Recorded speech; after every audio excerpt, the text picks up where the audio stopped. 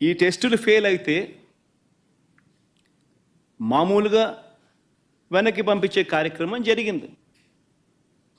ఈ టెస్టులు ఫెయిల్ అయినప్పుడు ఈ 3 టెస్టులు చేసిన తర్వాత వెనక్కి పంపించేదానికి పక్కన పెట్టేసి మామూలుగా CFTRIN central food technological research institute మైసూరుకు పంపిస్తారు. డౌట్లు ఇంకా ఫర్దర్గా ఏమైనా ఒక్కొక్కసారి ర్యాండమ్గా కూడా పంపిస్తూ ఉంటాం. ఫర్దర్గా ఏదైనా వెరిఫై చేసేదానికేనగా. కానీ ఇక్కడ మాత్రం గుజరాత్కు పంపించారు NDDB. ఫస్ట్ టైం TTDలో జరిగిన ఘటన ఇది. NDDB was brought into the picture for the first time.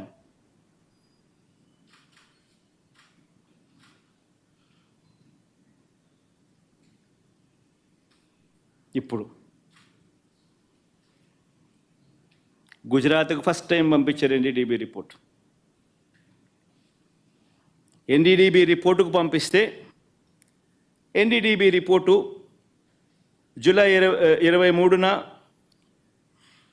వాళ్ళు శాంపుల్ వాళ్ళు ఈ టెస్ట్ రిపోర్ట్ పంపించినారు రిజెక్ట్ చేస్తూ.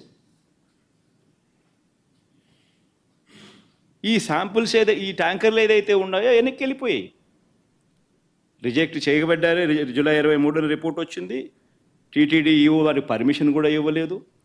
అవి వెనక్కి పంపించేశారు. ఇవే విషయాలు వెనక్కి పంపించినట్టుగా ఆ కంపెనీ వాళ్ళకు షోకాస్ నోటీసులు కూడా ఇచ్చారు.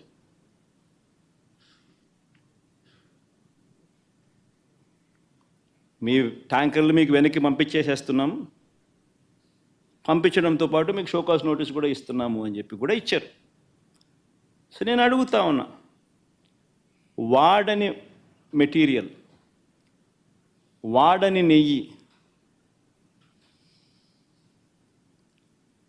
క్లియర్గా వాడని నెయ్యి అని చెప్పి క్లియర్గా తెలుస్తూ ఉన్నా.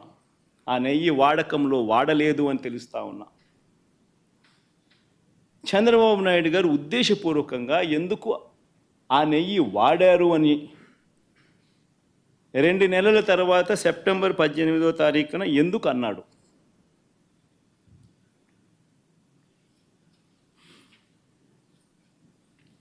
ఒక్కసారి ఈ వీడియో క్లిప్పింగ్లో ఒకసారి వినండి. జూలై 23వ తారీఖున అప్పటి ఈఓ, అంటే చంద్రబాబు నాయుడు గారి హయాంలో ఆయనే నియమించిన IAS ఆఫీసర్ ఈఓ, ఆయన మాటలను ఒక్కసారి వినండి. 23వ తారీఖునే ఆయన అన్న మాటలు. సౌండ్ పెట్టుమా, సౌండ్ పెట్టి మొదటి నుంచి ప్లే చేయమ్మా.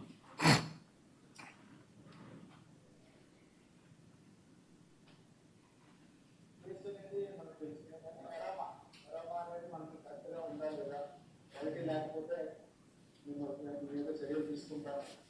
కొందరు మేనేజ్మెంట్ వాళ్ళు వచ్చారు, ఒక్కొక్కరు మాట్లాడుకుంటాం. చెప్పిన తర్వాత కొంతమంది ఇంప్రూవ్ చేశారు. ఆ శాంపుల్స్ అడల్టరేషన్ ఉందని తెలియదు. అడల్టరేషన్ ఏం అడల్టరేషన్ ఉందంటే వెజిటబుల్ ఫ్యాట్స్. వెజిటబుల్ ఫ్యాట్స్ అంటే వనస్పతి అంటాం కదా, వెజిటబుల్ బియ్య వనస్పతి అది తెలిసిందని తెలిసింది. ఆ సప్లైకి బ్లాక్ లిస్ట్ చేయడానికి షోకాస్ నోటీస్ ఇవ్వడం జరిగింది.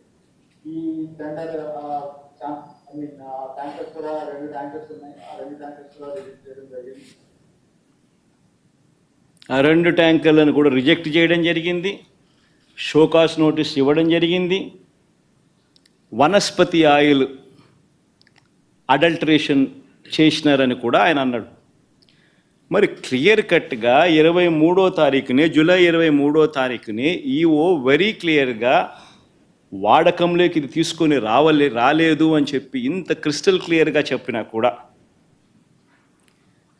2 నెలల తర్వాత సెప్టెంబర్ 18వ తారీఖున చంద్రబాబు నాయుడు గారు అనే వ్యక్తి అన్నీ తెలిసి తాను ఏ రకంగా అబద్ధాలు ఆడాడో వినండి ఒకసారి. అపవిత్రం చేసే విధంగా బాధిస్తుంది. నాసి రకమైన ఇంగ్రీడియంట్సే కాకుండా ఎనిమల్ ఫ్యాట్ కూడా వాడారు. ఏది గీకు బదులు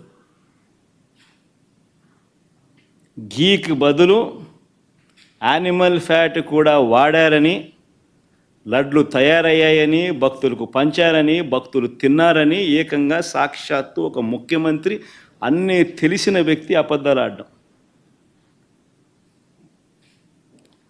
మళ్ళీ సెప్టెంబర్ 20వ తారీఖున ఈఓ మళ్ళీ ఇచ్చిన ఇంటర్వ్యూ, చంద్రబాబు నాయుడు గారు 18వ తారీఖున తాను ఈ మాటను మాట్లాడితే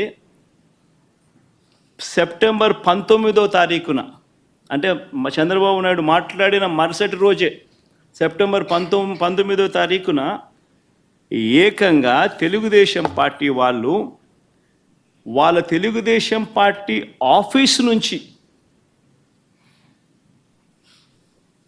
ఈ ఎన్డీడీబీ గుజరాత్ నుంచి తెప్పించిన ఈ కాన్ఫిడెన్షియల్ రిపోర్టును రిలీజ్ చేస్తారు తెలుగుదేశం పార్టీ ఆఫీస్ నుంచి. సెప్టెంబర్ 19వ తారీఖున, అంటే చంద్రబాబు నాయుడు 18వ తారీఖున మాట్లాడతాడు అబద్ధాలు వల్ల వేస్తూ. సెప్టెంబర్ 19వ తారీఖున, అంటే మరుసటి రోజు తెలుగుదేశం పార్టీ ఆఫీస్లో నుంచి ఈ రిపోర్ట్ రిలీజ్ చేస్తారు.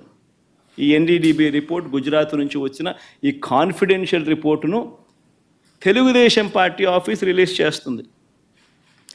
చేసిన తర్వాత మళ్ళీ 20వ తారీఖున టీటీడీ ఈఓ తాను ప్రెస్లో మాట్లాడుతూ తానేమన్నాడో ఒక్కసారి విందాం.